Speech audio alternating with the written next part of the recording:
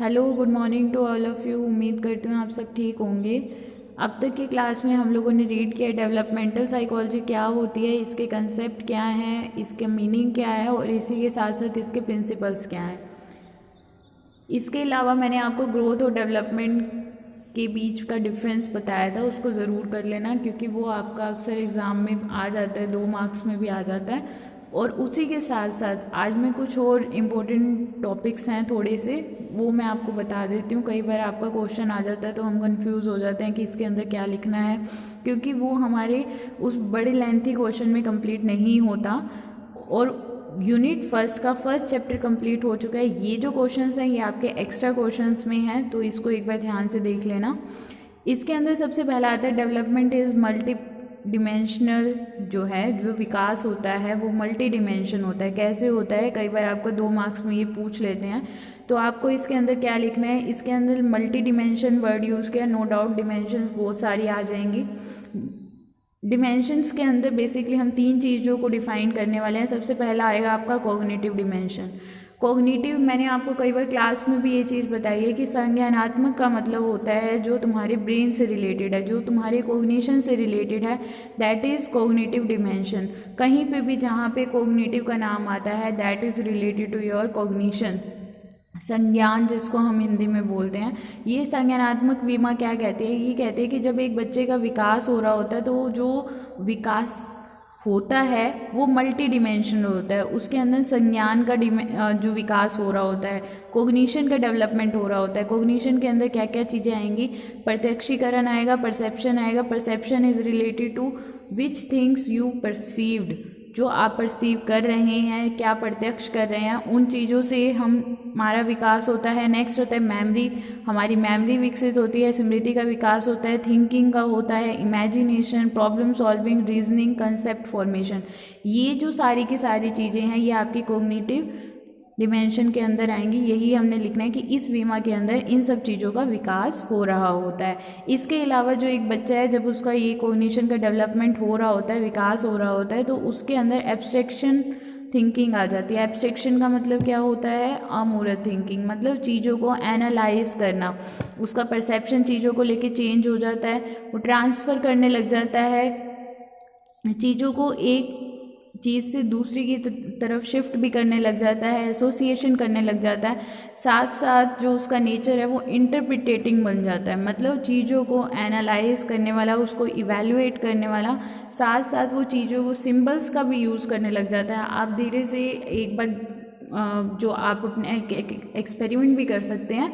इसके अंदर आप कोई भी छोटा बच्चा को पकड़ लो, उस बच्चे का कॉग्निटिव डेवलपमेंट आपके सामने हो ही रहा होगा, तो आप उसको मेज़र कर सकते हो, देख सकते हो उसको लाइव की किस तरह से उसके अंदर। पहले जब वो छोटा होता है तो आपके हर बात मानता है कि ठीक है 2 + 2 = 5, ये कल भी मैंने आपको एग्जाम्पल दिया था। लेकिन जब वो बड़ा हो रहा होता है, उसका दिमाग का विकास हो रहा होता है, कॉग्निशन डेवलपमेंट हो रही होती है, तो वो इसका आंसर आपसे पूछता है कि ऐसा क्यों है। That is abstract thinking. Fine. प्याजे का कंसेप्ट बहुत ज़्यादा आता है जब भी कॉग्निशन का नाम आता है। इन्होंने कॉग्निटिव डेवलपमेंट थ्योरी भी दी थी। इन थ्योरी के अंदर इन्होंने, यहाँ पे हमने थ्योरी को मेंशन नहीं करना लेकिन प्याजे का नाम जरूर मेंशन करना है।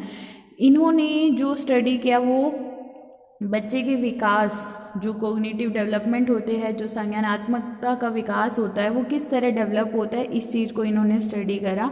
और इन्होंने कुछ चीज़ें पाई। ये कहते हैं कि डिफरेंस होता है, किस चीज़ में डिफरेंस होता है, बच्चों की में और बड़ों की में जब विकास हो रहा होता है। ये संज्ञान के अंदर डिफरेंसेस, सबसे पहले ये कहते हैं कि जब बच्चों की डेवलपमेंट कॉग्निटिव की स्टार्ट हो रही होती है, जब संज्ञान की डेवलपमेंट विकास शुरू हो रहा होता है, तो ये बिल्कुल लॉजिकल नहीं होता।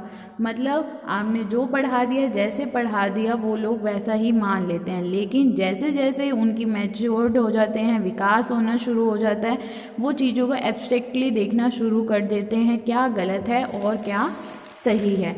इसी के साथ साथ ये कहते हैं कि किस तरह विकास होता है बच्चों के अंदर। तो बेसिकली इन्होंने यहाँ पे 2 सिद्धांत बताए हैं। सबसे पहला इन्होंने बताया एसोसिएशनिज्म या फिर साहचर्यवाद, इसको हिंदी में बोलेंगे। इसके अंदर ये कहते हैं कि वो अपने अनुभवों को एसोसिएट करता है कि मेरे साथ लास्ट टाइम ये हुआ था, अगर मैं इस प्रॉब्लम में फंस जाता हूँ तो मुझे फिर से यही सिचुएशन से ऐसे कॉप अप करना है, ऐसे बाहर आना है। फाइन। तो जो उसके एक्सपीरियंसेस हैं, जो उसके अनुभूतियाँ हैं, अनुभव हैं, उनके साथ वो एसोसिएशन करके चीज़ों को लर्न करता है, उसकी कॉग्निशन का विकास होता है। सेकंड जो प्रिंसिपल है उसके अंदर डेवलपमेंटल प्रिंसिपल है। ये कहते हैं कि जो बच्चे का विकास है वो जन्मजात जो उसके एबिलिटीज़ हैं उसी से स्टार्ट हो जाता है। जो उसको हेल्प करता है, ये कहते हैं जो विकास होता है ये जन्मजात ही होता है। हमारे अंदर कुछ ऐसी शक्तियाँ होती हैं, पावर होती हैं, हमारे अंदर कुछ ऐसी योग्यताएं होती हैं कि जैसे जैसे हम बड़े होते जाते हैं हम अपने एनवायरनमेंट के साथ एडजस्ट करना शुरू कर देते हैं। ये हमें हेल्प करता है एनवायरनमेंट में खुद को एडजस्ट करने के लिए। सेकंड पॉइंट हमारा है बायोलॉजिकल डिमेंशन। बायोलॉजिकल डिमेंशन के अंदर हिंदी में इसको बोलेंगे जैविकीय विमा। इसके अंदर क्या आता है, देखो आप सबको पता है कि मेल और फीमेल किस तरह ये कंसेप्ट होता है, एक बेबी कैसे पैदा होता है। देखो फीमेल में ओवन होता है, मेल में स्पर्म होता है। इन दोनों का जब फर्टिलाइजेशन होता है, जो एक बीज बनता है, उस बीज को हम जाइगोट कहते हैं। और ये जो जाइगोट है ये यहीं से ही विकास, क्या वो जाइगोट बाहर आता है जब एक बच्चा पैदा हो, बच्चा आता है ना, वो तो पूरा का पूरा इंसान बाहर आता है। तो फिर उसी हिसाब से देखो विकास तो उसी अवस्था में शुरू हो जाता है। तो ये जो विमा है वो यही कहते हैं कि जो एक बच्चे का विकास है वो एक माँ के पेट में ही शुरू हो जाता है और वो इस प्रोसेस में 280 दिन तक रहता है, जहाँ पे उसकी डेवलपमेंट ऑलरेडी हो रही होती है। तो that is a biological dimension also, जो डेवलपमेंट है। थर्ड लास्ट में ये कहते हैं ये एक सोशल इमोशनल डिमेंशन है। जब एक बच्चा बाहर आ गया है, अब उसको पता है कि उसको एक एनवायरनमेंट में रहना है, एनवायरनमेंट से वो सोसाइटी के बीच में रह के, फैमिली में, पीयर ग्रुप में, यहाँ पर रहकर उसका विकास होना शुरू होता है। लोगों के साथ जो रिलेशनशिप्स हैं वो बनाकर सोसाइटी के अंदर जो उसकी रिलेशंस होंगे उनको मैनेज करके वो चीज़ों के साथ कॉप अप करना सीखता है। तो इस तरह से ये जो उसके 3 डेवलपमेंट की इन्होंने बताई हैं, डेवलपमेंट की जो कंपोनेंट्स भी आप इनको बोल सकते हो, इसको डिमेंशन भी बोल सकते हो। तो ये आपका क्वेश्चन ज़रूर आता है, तो इसको आप एक बार ज़रूर रीड कर लेना। इसके अलावा भी कुछ चीज़ें होती हैं, सोसाइटी से वो लैंग्वेज को सीखता है, अपने कल्चर को, कस्टम्स को सीखता है, इन सब चीज़ों के बारे में उसको नॉलेज आती है और उसकी डेवलपमेंट होती है, उसका विकास होता है। नेक्स्ट आता है, इसे 2 मार्क्स के क्वेश्चन में ये आपका आ जाता है, कई बार आया एग्जाम में कि डेवलपमेंट की कौन कौन सी स्टेजेस होते हैं। ये मैंने जब आपकी ऑफलाइन क्लासेस थे तभी मैं आपको बता रही थी कि कई स्टेजेस हैं, कई साइकोलॉजिस्ट हैं जिन्होंने इसकी अलग अलग स्टेज बताई हैं। तो मैं मोटा मोटा बता रही हूँ, आपको बुक्स में ये पता चल जाएगा। रोस ने बताया था कि इसकी 4 स्टेजेस होती हैं। सबसे पहले इन्फेंसी होती है, ये बच्चे वाली स्टेज होती है। नेक्स्ट है अर्ली चाइल्डहुड, ये है बाल्यावस्था, ये जन्म के बाद वाली होती है इन्फेंसी। और अर्ली चाइल्डहुड होती है जब वो थोड़ा सा बड़ा हो जाता है, 3 से 6 साल की। लेट चाइल्डहुड जब वो और थोड़ा सा बड़ा होने लग जाता है, 6 से 12। और फिर आती है आपके एडोलसेंस। इन्होंने बेसिकली यही 4 स्टेजेस बताई हैं, लेकिन इसके अलावा भी बहुत सारी होती हैं। सैली ने 3 स्टेजेस बताई हैं, इन्फेंसी, चाइल्डहुड और एडोलसेंस। इसके अलावा कुंडू और टूटू जो जिसकी मेरे को सबसे अच्छी लगती है क्योंकि इन्होंने सारी स्टेजेस को एक्सप्लेन करा है। सबसे पहले आते हैं प्रीनेंटल, जो एक भ्रूण जो जाइगोट मदर के स्टमक में अभी होता है वो होता है 300 दिन तक रहता है, 0 से स्टार्ट हो जाता है। इसके बाद न्यूनेंटल होती है जो जन्म से लेकर 2 हफ्ते तक, अब बेबी का जन्म हो चुका है और वो 2 हफ्ते तक चलेगी। फिर आती है आपकी इन्फेंसी स्टेज, इन्फेंसी आपके होते हैं 0 से 2 साल। फिर आती है आपकी अर्ली चाइल्डहुड, ये 2 से 6 चलती है। फिर आती है मिडल, 6 से 10। और इन जो आपकी चाइल्डहुड स्टेजेस होते हैं इसमें जो एक बच्चे का मेंटल डेवलपमेंट है, फिजिकल ग्रोथ है, वो पीक लेवल पे होती है।